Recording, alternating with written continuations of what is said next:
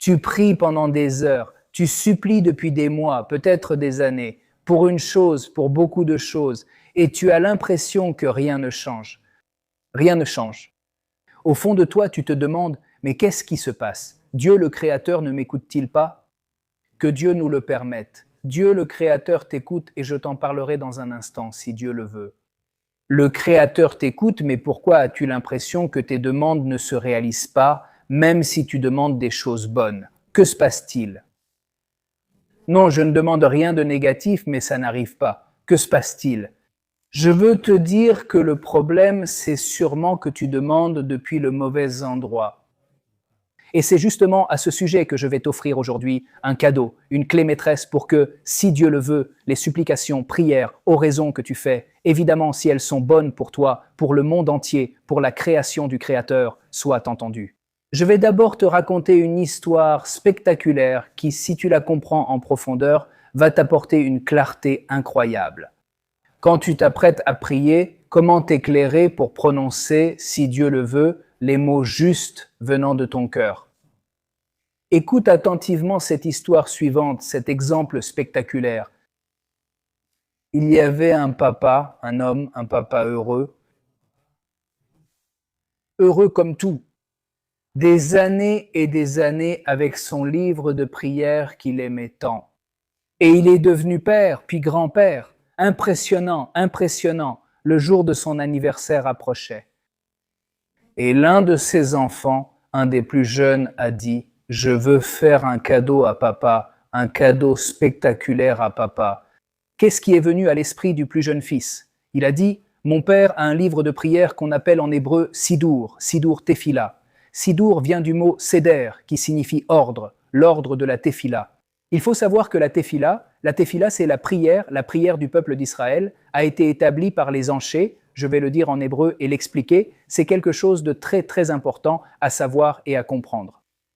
On dit ainsi en hébreu « Anshe Knesset Agedola ». C'est la grande assemblée qui a fixé quelles paroles saintes dire dans les prières qui sont écrites dans nos sidourim, dans nos livres de prière. Et il faut savoir que la grande assemblée comptait parmi ses membres des prophètes. Des prophètes, que signifie prophète? Dans le peuple d'Israël, un prophète est quelqu'un qui a prouvé et démontré, avec des preuves irréfutables, selon la loi juive, que le Créateur lui a parlé. Et cela, c'est impressionnant. Les prophètes sont des personnes, évidemment des êtres humains, qui ont reçu la prophétie et qui ont le mérite, évidemment, grâce à un raffinement personnel et spirituel très élevé, que le Créateur leur a parlé et qu'ils ont parlé au peuple avec leurs propres mots, mais en transmettant ce que le Créateur leur avait dit. C'est très profond, mais ce n'est pas vraiment notre sujet. Mais entre parenthèses, je vous raconte que les prières que les Juifs récitent dans le livre de prières ont été écrites par la grande assemblée, appelée en hébreu Sheikh Neset Akdola, parmi eux de grands prophètes. Maintenant, je ferme la parenthèse et je continue l'histoire. Spectaculaire. Que s'est-il passé? Il a dit cela. Mon papa a un livre de prières, un sidour, très très très ancien. Évidemment, Niro était petit et son père était déjà âgé, déjà grand-père. Et soudain, le petit garçon a vu que le sidour, le livre de prière de son père, était un peu abîmé. La couverture avait les coins un peu déchirés. Il était un peu usé et il l'a ouvert. Et il savait évidemment qu'il y avait des taches de vin. Quand le père récitait le kiddush, c'est le moment où l'on sanctifie le Shabbat, ce qui se fait sur une coupe de vin, le kiddush pendant le Shabbat, quand le Shabbat commence le soir, puis le lendemain matin, et il y avait quelques petites taches de vin, et sûrement il y en avait, le temps a passé. Le temps, beaucoup de temps, des décennies. Et il a décidé de prendre le sidour, le livre de prière de son père, et de lui en acheter un nouveau. Et à sa place, dans la bibliothèque, mettre le nouveau sidour, un sidour neuf, blanc, propre et brillant. Magnifique. Très bien. Le matin, le père se lève pour aller à la synagogue, au Beit HaKnesset, comme on dit en hébreu, et il cherche son sidour. Le sidour, son livre de prière, il ne le trouve pas. Il a dit, c'est étrange, moi je l'ai mis ici avant d'aller me coucher, je l'ai mis ici dans la bibliothèque, ici à droite, comme j'ai l'habitude de le faire, tout à droite de la bibliothèque.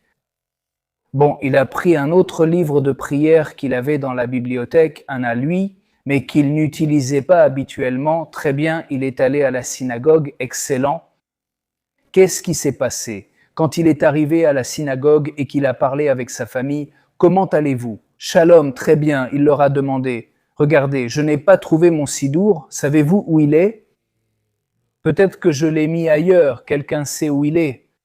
Et toute la famille a commencé à lui chanter en hébreu joyeux anniversaire. Yom Houledet Sameach, Yom Houledet Sameach, Yom Houledet, Yom Houledet, Yom Houledet Sameach. Et l'enfant, le petit, qui a eu l'idée de lui offrir ce grand cadeau, s'approche de son père avec un grand sourire. Et dans un papier cadeau brillant, doré, avec des nuances spectaculaires de couleurs, il dit « Papa, joyeux anniversaire, c'est notre cadeau ». Et vraiment, le papa, très ému, évidemment, ouvre, dit « Waouh, quel sidour ! Si beau, spectaculaire !» Il embrasse le sidour, il embrasse ses fils et ses filles. Il remercie tout le monde, sa femme, son épouse, et il y avait aussi un petit-fils, comme je vous l'ai dit. Il était déjà grand-père. Impressionnant, spectaculaire, excellent. Maintenant, après tant d'émotions, il leur a dit « Mais mon sidour, vous l'avez vu ?» Et le petit garçon qui était là lui a dit « Oui, papa, et je l'ai emmené à la Guénissa. » Qu'est-ce que la Guénissa? Les textes sacrés du peuple d'Israël, par exemple les Sidourim, ou toutes sortes de livres sacrés qui se sont détériorés, ou pour une raison quelconque, la personne ne veut plus l'utiliser, on ne les jette pas, que Dieu nous en préserve, mais on les enterre. La Guénissa est un endroit où, en réalité, on apporte les livres lorsqu'il y en a une certaine quantité, on les emmène et on les enterre d'une manière très particulière. Parce qu'ils ont une sainteté, ce sont des livres avec une sainteté, parce qu'ils contiennent, évidemment, des parties de la Torah, soit la Torah écrite, soit la Torah orale. Eh bien, c'est ainsi que l'on a l'habitude de faire. Alors, qu'est-ce qui s'est passé? Le père lui a dit « à la Guénissa, mon sidour ». Et le père, à certains égards, était quelqu'un de très sensible. D'un côté, il ne voulait pas blesser les sentiments de sa famille, mais de l'autre, cela lui a donné un coup au cœur. Que son sidour bien-aimé, qui les avait accompagnés pendant tant de décennies, avait été emmené à la Guénissa, et il a vraiment essayé de sauver la situation pour ne peiner personne, et il les a énormément remerciés. Mais ensuite, en lui-même, d'une certaine manière, dans une sorte de plainte très personnelle, il lui a dit « Ah, mon sidour, sur lequel j'ai versé tant de larmes, dans lequel j'ai mis tant de cœur dans ces prières, qui m'a tant accompagné, ce sidour. Dans des moments de grande joie, dans des moments plus difficiles, dans des moments émouvants, et aussi lorsque j'ai voyagé dans une ville empreinte d'une grande sainteté en terre d'Israël. » Et ceci et cela, est-ce qu'on se souvient vraiment autant de la façon dont ce sidour l'a accompagné à tant de moments de sa vie? Très bien, mais à sa famille. Il a fait tout son possible pour ne pas montrer sa peine. Mais lui, au fond de lui-même, avec énormément d'amour, il a reçu le cadeau. Le sidour, celui qui était brillant, propre et blanc, mais il n'avait pas cette charge émotionnelle de son sidour qui l'avait accompagné pendant tant d'années de sa vie. Pourquoi te raconter cette histoire, cet exemple spectaculaire? C'est écrit en araméen, pas en hébreu, en araméen. Quelque chose d'impressionnant. Et si tu comprends cela, cela peut t'apporter une clarté pour ta vie et pour tes prières d'une manière spectaculaire. Ça dit ainsi en araméen, Rajamana est Libabai. Rahamana, c'est le créateur. Et ce qu'il veut, c'est le cœur. Rajamana est aussi intéressant. En araméen, c'est comme celui qui t'aime, le créateur qui t'aime. Rajamana vient du mot Rajamim, qui signifie miséricorde. Il y a aussi le mot Regem. Regem, c'est le ventre de la mère s'appelle le Regem. Rajamim, miséricorde, Rajamana. C'est aussi l'amour, celui qui t'aime, c'est-à-dire le créateur qui t'aime. Liba vient du mot lève en hébreu, cœur, veut, veut. Le créateur ne veut pas de paroles éloquentes. Dans l'exemple que je t'ai raconté, évidemment avec toute la sainteté, ce nouveau sidour qui, si Dieu le veut, restera de nombreuses décennies avec la famille et avec le Père et connaîtra vraiment beaucoup de joie. Si Dieu le veut, bien sûr, mais fondamentalement, le Créateur ne cherche pas, au niveau de la métaphore, dans l'exemple que je t'ai donné, il ne cherche pas des paroles parfaites et éloquentes. Sans cœur, quelque chose de nouveau et de propre sans cœur. Le Créateur veut, dans l'exemple que je t'ai donné, ce sidour, ce livre de prière, qu'il y ait eu des larmes que pendant le kiddush, lorsque le Père a sanctifié le samedi, le Shabbat. Des gouttes de vin sont tombées sur le sidour, des larmes, des gouttes de vin, de la sueur lors d'une tefila, lors d'une prière avec beaucoup de charge émotionnelle. Et des gouttes de sueur sont tombées sur le sidour, c'est-à-dire un sidour plein de vie. Une prière dite avec le cœur, pleine de vie, c'est ce que le Créateur veut. Pourquoi est-ce que je te raconte tout ça? Parce que peut-être que toi, ou peut-être pas, tu dois évidemment réfléchir à cela en toi-même. Peut-être que tes prières, en fait, viennent d'un endroit qui n'est pas le bon. En gros, peut-être que ce que tu demandes au Créateur, ce sont des résultats. Créateur, s'il te plaît, donne-moi ça. Créateur, donne-moi autre chose. Peut-être est-ce bon selon toi, mais sache qu'ici se cache un secret impressionnant. Il faut savoir quoi demander et comment demander. Que veux-je dire? D'abord, comme je te l'ai dit, avec le cœur. Il ne s'agit pas de chercher les mots exacts et parfaits, mais de mettre ton cœur dans la prière. Ça, c'est le plus important. Et aussi savoir quel est le but de notre prière. Et ici, tout cela change radicalement les règles du jeu. C'est impressionnant. Quelle est la règle du jeu ici? Il faut comprendre qu'il existe un créateur, une création et les créatures que nous sommes. Pourquoi le créateur nous a-t-il amenés ici? Pour accomplir notre mission et corriger son monde. Donc, ainsi, réfléchis, je vais te donner un autre exemple. Et avec ce deuxième exemple, nous allons achever d'expliquer ce point. Si tu le comprends en profondeur, si Dieu le veut, cela t'apportera une lumière spectaculaire pour tes prochaines prières et supplications à partir de maintenant. Regarde, imagine que tu es le commandant d'une unité de combat qui s'apprête à sauver ton pays. Il y a des ennemis très cruels qui veulent attaquer ton pays. Et soudain, toi, un officier qui aime évidemment son peuple et qui aime le monde entier, et évidemment, tu veux protéger ton peuple contre ces gens si méchants et cruels qui veulent l'attaquer, tu vas à l'entrepôt où l'on distribue l'équipement de combat. Et toi, en tant que commandant, tu as une très longue liste de choses, de casques, d'armements, d'ordinateurs, de gilets pare-balles, de tout type d'équipement dont tu as besoin pour ton unité. Une unité très grande. Évidemment, celui qui reçoit la liste ne va pas te dire « Ah, pourquoi tu me demandes ça? Tu veux t'enrichir ou tu veux faire autre chose ?» Non. Celui qui va te donner cet équipement sait que tu es fidèle à ton pays et que tu es prêt à donner ta vie pour lui. Évidemment, il va te donner tout l'équipement avec beaucoup de joie et de confiance, parce que ton objectif n'est pas quelque chose de personnel ou d'égoïste. Ton objectif est de sauver ton peuple et le monde entier de gens aussi mauvais et aussi cruels. À titre d'exemple, cela peut être très clair si Dieu le veut. Que veux-je dire? Quand tu demandes au Créateur, « Créateur, ce que je veux, c'est faire ta volonté. Ce que je veux, c'est accomplir ma mission dans la vie. Donc, selon ma compréhension, je comprends que j'ai besoin de ceci et de ceci et de ceci et de ceci. Mais dans quel but? Pas pour quelque chose de personnel ou d'égoïste, comme vouloir m'enrichir, ou vouloir avoir une maison comme ci ou comme ça, ou vouloir une voiture comme ci ou comme ça, ou avoir un statut comme ci ou comme ça. C'est-à-dire, je ne demande pas des choses égoïstes qui sont déconnectées de ma mission. En réalité, je n'ai besoin de rien au niveau personnel. De quoi ai-je besoin? Rien, je viens accomplir ma mission. Égoïstement, je n'ai besoin de rien. Que veux-je? Être bien, fort, joyeux, en bonne santé, avec une maison, une voiture et tout ce dont j'ai besoin. Mais pourquoi? Pour te servir, toi. Pour être joyeux, en bonne santé, avec de la force. Évidemment, pour te servir, toi. C'est mon objectif.